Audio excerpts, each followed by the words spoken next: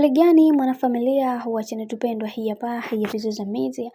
ya Bizoza Media. Kama ndo mara kwa kwanza, basi nikusihi usisahau kusubscribe, kulike, kushare pamoja na kucomment. Bwana Gigy Money mjamzito tayari, yani ameshaweza kulionyesha tumbo lake na ameshaweza kujitoa kimasomaso kwenye hili sakata zima la yeye kuweza kuzaa na bwana mkubwa Talk. Japo maneno ni mengi sana kuhusiana na haya ambayo yanayoendelea, lakini uhalisia tayari mambo yameshakuwa moto, na kwa upande wake ameamua kuweza kumzalia kaka yetu Talk, kwa sababu ni mwanaume ambaye anayempenda na mara zote amekuwa akimuongelea sana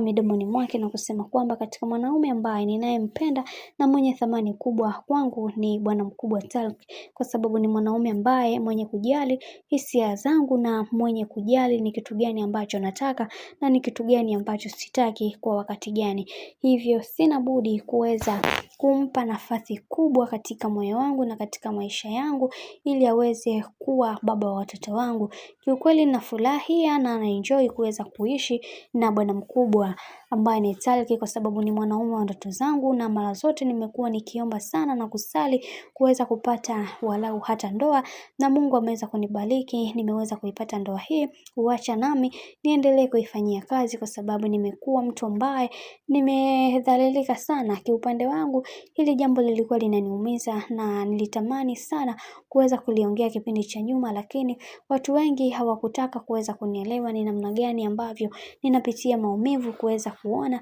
nikisingiziwa vitu vibaya ambavyo binafsi yangu sikuwa navifurahikiwa navyo. Na pia bibi Gigy Money aliweza kuongea kwa uchungu mkubwa na kumsihi sana Uncle T waweze kuishi kwa amani na kwa furaha, kwa sababu sasa hivi wao kama wao umri tayari umeshaenda. Sasa wakitaka kuweza kuruhusu haya mambo mengine yaendelee kuendelea, kiukweli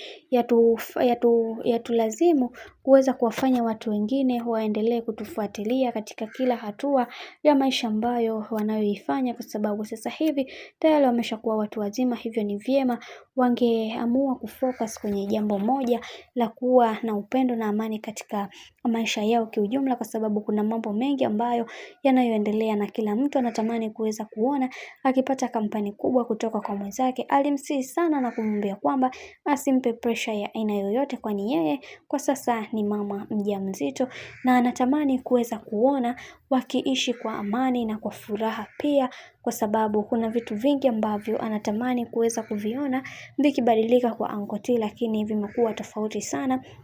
na yeye binafsi anatamani kuweza kuona kila kitu kikiwa katika misingi na mikakati iliyo bora, kwa sababu kuna vitu vingi ambavyo vimetokea katikati yao na yeye anataka kusahau kila kitu ambacho kilichoweza kutokea na kuanza maisha mapya pasipo kumhofia mtu wa aina yoyote ile. Bwana, mambo ni mengi sana kuhusiana na hili sakata zima. Mimi naomba nikusihi kitu kimoja, kama ndo mara kwa kwanza kufuatilia channel tupendwa hii hapa ya Bizoza Media, basi nikusihi usisahau kusubscribe, kulike, kushare pamoja na kucomment, kwa kufanya hivyo utakuwa umejiweka katika nafasi nzuri ya wewe kuweza kuenjoy na kufurahi pia katika channel tupendwa hii hapa ya Bizoza Media. Mimi nikusihi uendelee kustay tuned katika channel tupendwa hii hapa, utapata kila update zote zinazowahusu wasanii wetu wa Bongo Flava na Bongo Movies zote kiujumla, kwa sababu kuna masakata mengi ambayo yapo yanaendelea kwa kipindi hiki. Mimi nikusihi uendelee